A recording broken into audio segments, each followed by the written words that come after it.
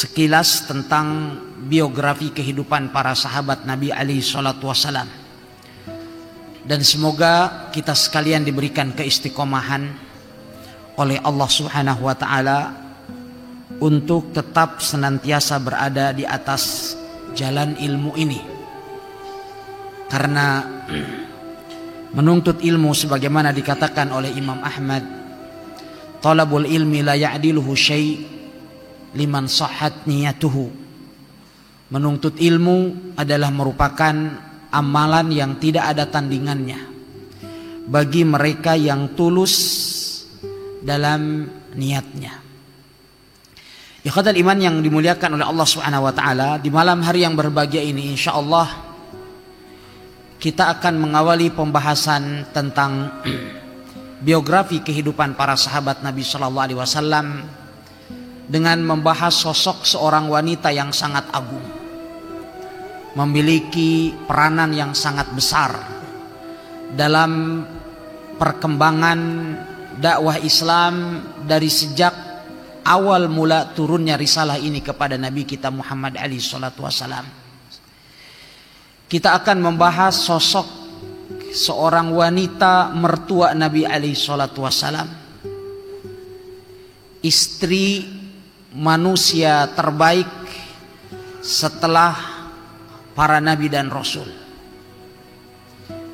ibu dari As-Siddiqah binti Siddiq, yaitu istri Abu Bakar As-Siddiq radhiyallahu taala anhu, Ummu Ruman binti Amir bin Uwaimir bin Abdi Syams ibn Itab. Ya, beliau seorang wanita yang sangat agung. Karena didikannya lah keluar putra-putri yang sangat agung dalam sejarah Islam. Dan tentu ikhwatal iman yang dimuliakan oleh Allah Subhanahu wa taala, peranan wanita di dalam dakwah di jalan Allah Subhanahu wa taala sangatlah besar. Dan kita ketahui bagaimana kedudukan wanita dalam Islam, bagaimana peranannya yang tidak bisa kita pungkiri di dalam menegakkan agama Allah Subhanahu wa taala. Dan tidak ada seorang pun yang terlahir ke dunia ini kecuali melalui perantaraan seorang wanita, kecuali ayahanda kita sekalian Adam alaihissalam. Oleh sebab itu tidak ada seorang pun manusia yang hebat kecuali itu adalah hasil dari pendidikan dan pembinaan para kaum wanita. Oleh sebab itu peranannya di dalam membangun sebuah generasi Islam sangatlah penting. Oleh sebab itu manakala kita lihat di dalam Al-Quranul Karim, Allah Subhanahu wa taala menjelaskan bagaimana hubungan seorang wanita dengan anak-anaknya terbangun dari sejak usia sedini mungkin. Allah Subhanahu wa taala berfirman, wal walidatu yurdi'na auladahunna haulaini kamilaini liman arada ayyutimma radha'ah. Ya. Dan para ibu, ya, wal walidatu yurdi'na auladahun, mereka menyusui anak-anak mereka 2 tahun lengkap bagi siapa yang ingin menyempurnakan persusuan. Oleh sebab itu tidak ada akhlak dan budi pekerti yang baik yang ada pada diri seseorang kecuali pada awalnya bermula dari pendidikan sang ibu. Dan ini keutamaan yang sangat besar yang dimiliki oleh para wanita. Andaikan mereka tulus di dalam membina dan mendidik anak-anak mereka, maka mereka akan mendapatkan semua kebaikan dan setiap perkataan-perkataan yang baik atau perbuatan yang baik yang dilakukan oleh anak-anaknya selama mereka masih hidup. Selagi mereka hidup, maka semua kebaikan yang dimiliki oleh anak dimiliki oleh ibu mereka atau oleh sang ibu. Karena pada umumnya kita sekalian mendapatkan pendidikan awal dari ibu-ibu kita sekalian. Oleh sebab itu Imam Ahmad rahimahullahu ta'ala, bila beliau dianugerahi seorang anak perempuan, beliau senang. Beliau kemudian mengatakan, innama kanal anbiya aba'u an-nisa. Sesungguhnya banyaknya para nabi itu ayah dari anak-anak perempuan. Kita lihat di dalam Al-Quran, misalnya ada Syuaib alaihissalam, ada Nabi Lut, semua anaknya perempuan. Dan bahkan Nabi kita Muhammad alaihissalam, tidak ada anak beliau yang hidup lama sampai setelah wafatnya Nabi alaihissalam, kecuali ya putri beliau Fatimah radhiyallahu taala anha wa ardhaha. Ya. Namun sangat disayangkan bahwa sebagian orang terkadang dia bersedih ketika dia mendapatkan anak perempuan, atau dia sangat khawatir di saat istrinya hamil akan terlahir anak perempuan. Padahal kita tidak pernah tahu. Ya, bisa jadi bahwa anak-anak perempuan kita itulah yang akan memberikan dan mendatangkan manfaat bagi kita sekalian, atau sebab datangnya manfaat bagi kita sekalian di dunia atau di akhirat. Namun sebagian orang di zaman modern ini pemikirannya masih sama dengan orang-orang jahiliyah terdahulu. Idza busyira ahaduhum bil untha dhalla wajhuhu muswadda wa huwa kadhim.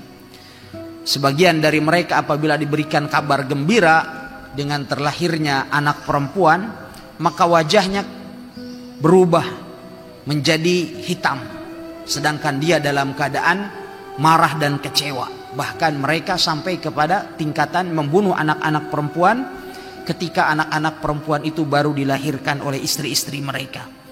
Ya, ikhwatal iman yang dimuliakan oleh Allah Subhanahu wa taala.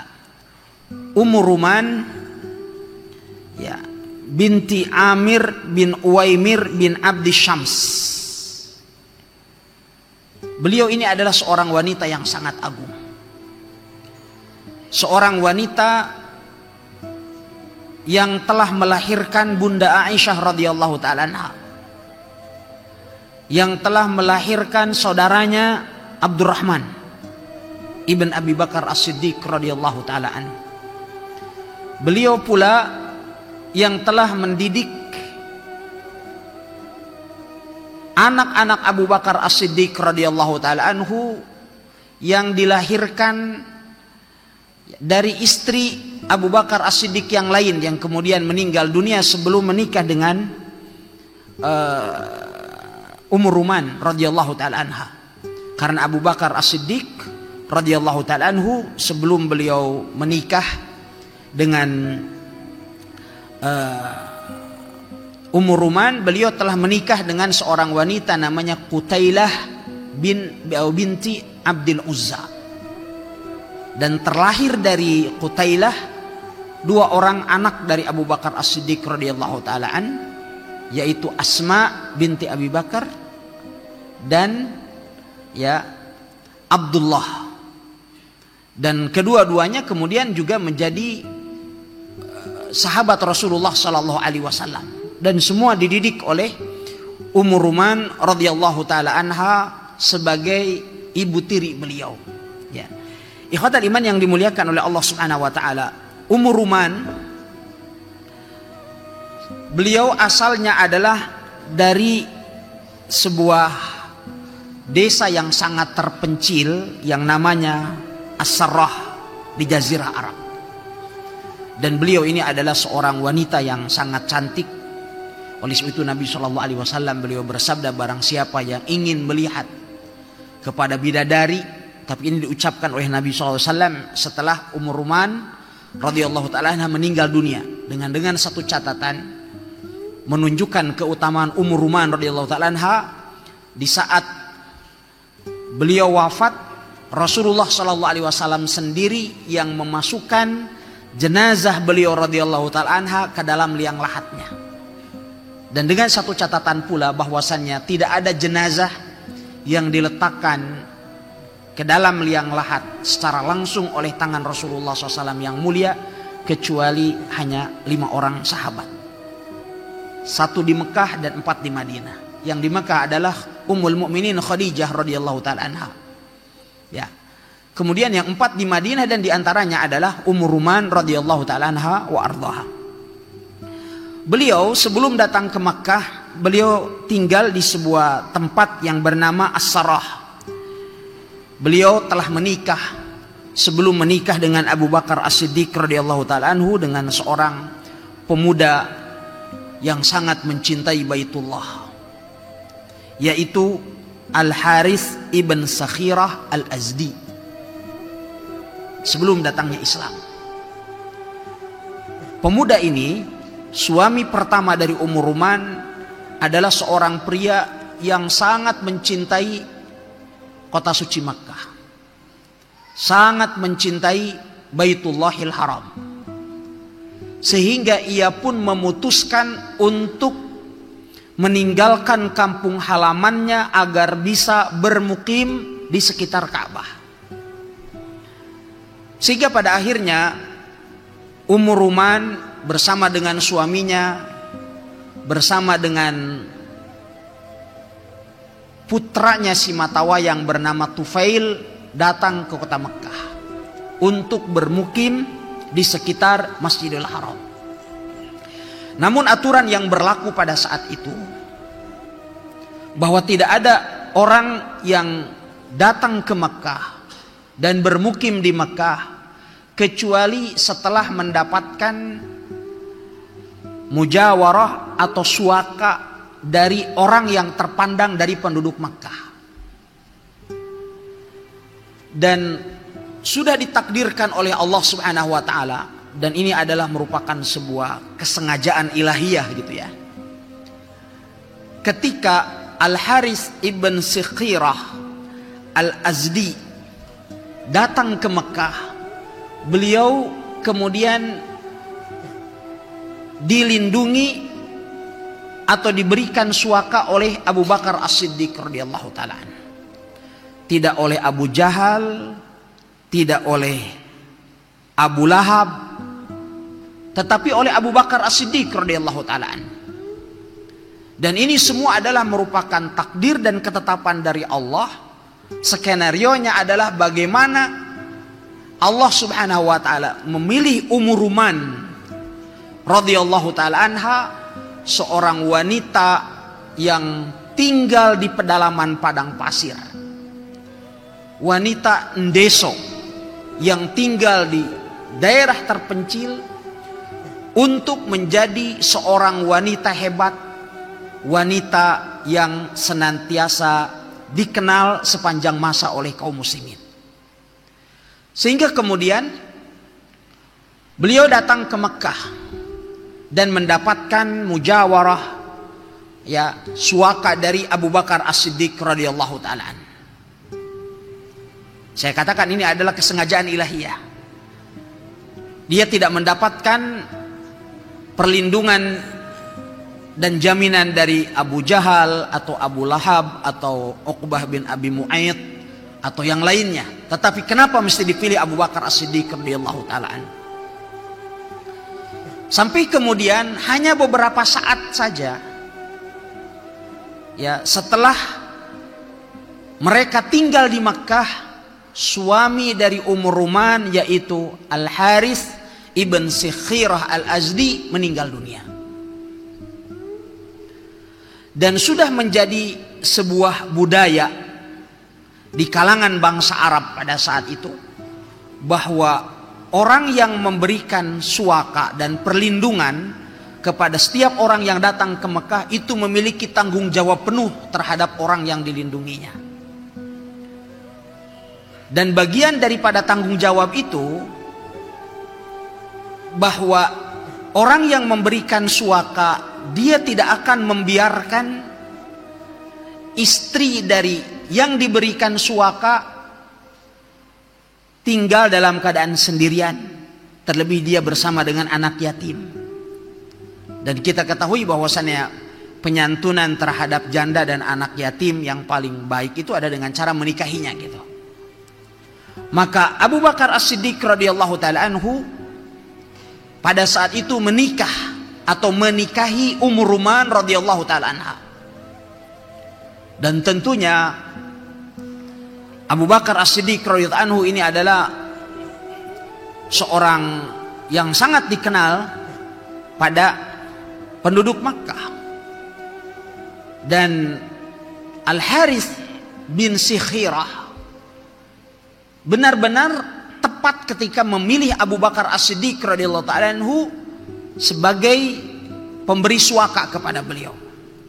Abu Bakar As-Siddiq selain beliau orangnya baik, ya, Abu Bakar As-Siddiq sosok seorang pria Quraisy penduduk Makkah yang tidak pernah melakukan perbuatan-perbuatan yang keji pada masa jahiliyah.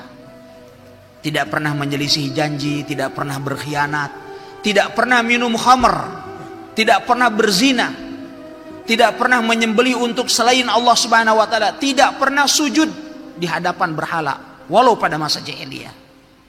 As-Siddiq radhiyallahu taala anhu, selain akhlaknya yang sangat mulia, orang yang sangat dermawan, tampan, kaya raya.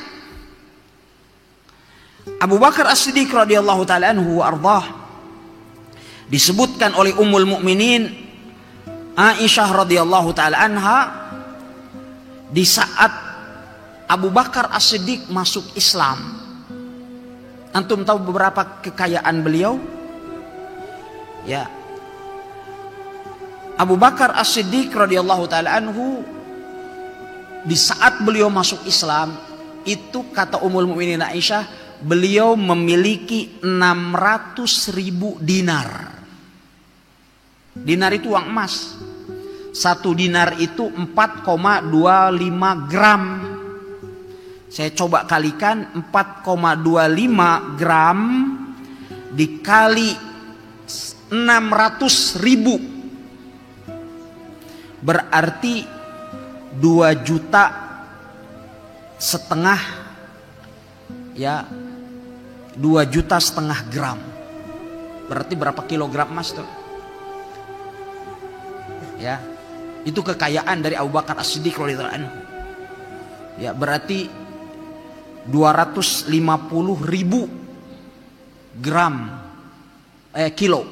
Berarti 2 kintal setengah emas. Itu kekayaan Abu Bakar As-Siddiq radhiyallahu anhu di saat beliau masuk Islam gitu. Ya, 2 kintal setengah emas milik Abu Bakar As-Siddiq radhiyallahu anhu di saat beliau masuk Islam. Jadi kaya raya. Ya. Ikhwatal iman yang dimuliakan oleh Allah Subhanahu wa taala, sehingga Ummu Ruman kemudian menjadi istri dari Abu Bakar As-Siddiq radhiyallahu taala. Ya. Kemudian setelah beliau menjadi istri Abu Bakar As-Siddiq radhiyallahu taala anhu, ya,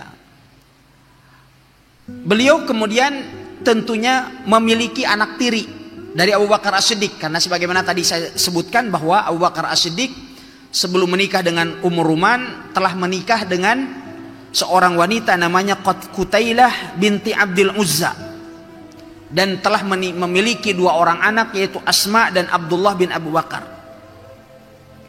Ya, sehingga Ummu Ruman radhiyallahu taala anha, beliau mendidik putra-putri Abu Bakar As-Siddiq radhiyallahu taala anhu sebagaimana ia mendidik anak-anaknya sendiri.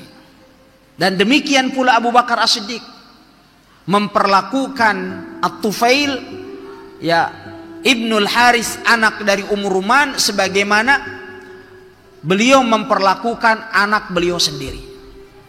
Dan ini juga menjadi sebuah catatan. Ya, terkadang sebagian ikhwah punya semangat, wah, saya mencari janda yang punya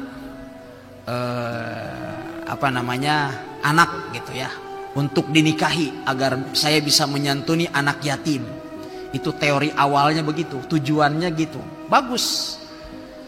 Tapi setelah kemudian dia menikahinya, ya, teori itu mulai pudar.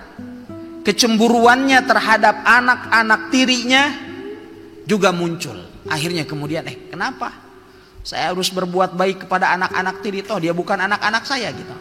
Ya, padahal kita ketahui bagaimana petunjuk Nabi alaihi salatu wasalam yang menjelaskan kepada kita sekalian tentang keutamaan menyantuni anak-anak yatim misalnya.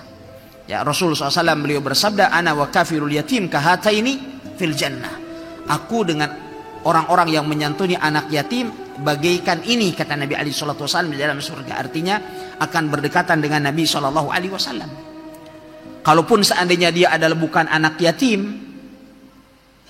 maka dengan menyantuni anak-anak tiri kita berarti juga kita telah memberikan santunan kepada sesama, yang itu disabdakan oleh Nabi sallallahu alaihi wasallam, wa fi kulli kabdin rotbatin sadaqah. Pada setiap makhluk hidup itu ada nilai sedekah.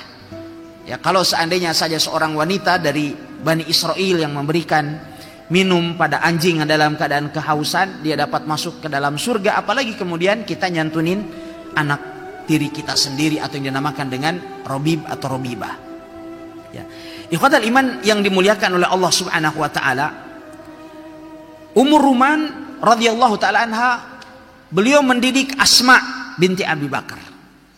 Antum perhatikan kemudian bagaimana peranan Asma binti Abi Bakar yang memiliki peranan yang begitu besar dalam proses hijrahnya Nabi alaihi salatu wasallam ke Madinah. Beliaulah yang mensuplai makanan, harus naik setiap hari ke Jabal Thawr di Mekah, ya, gunung yang sangat terjal. Kita naik ke Jabal Thawr itu kurang lebih 2 jam naik ke atas, ya, dan itu dilakukan setiap hari oleh Asma, seorang wanita binti Abu Bakar As-Siddiq radhiyallahu anhu, yang kemudian dikenal dengan Zatun Nitaqain. Karena di saat beliau hendak memberikan suplai makanan kepada Nabi SAW, beliau tidak mendapatkan pengikat, ya, bagi bejana yang dibawanya, kecuali dengan merobekkan sabuknya, sehingga kemudian beliau dinamakan dengan Zatun Nitaqain.